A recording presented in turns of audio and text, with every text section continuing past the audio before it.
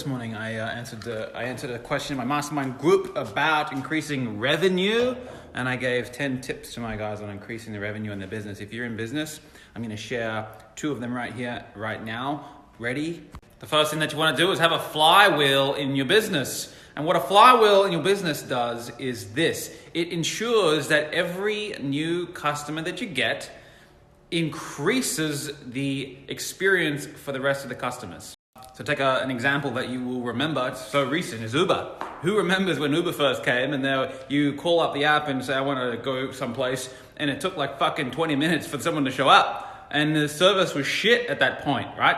But the more people who came onto the app wanting a lift someplace, the more drivers that were attracted to the app. And the more drivers that were attracted to the app, the shorter it made those ride times. Now we've got 2-3 minutes someone shows up. And the more people who come on make the service better, make the product better.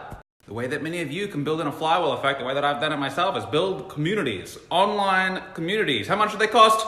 $0. And for everyone who joins my community, mastermind by the way, swipe it up if you're not in there, everyone who joins makes the community better. But now let me give you an example of a business that doesn't have a flywheel. Would be something like a restaurant where there's a fixed number of tables. And the more customers that they get, it's great up until a point. And then there starts being a queue out the door, and people have to wait longer. It takes longer for their food to come out. It increases the probability of there being a mistake in the kitchen, all the thing. The experience for each new customer after a point gets worse. And so there'll be a plateau, it'll be a predictable plateauing point in revenue.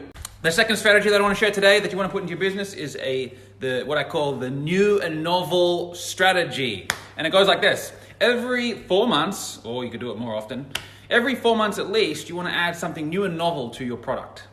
And so I use the Happy Meal analogy. They've been selling fucking Happy Meals, the same shitbox crappy meal with the cheeseburger, the chips, and the Coke. They've been selling that thing for 50 years.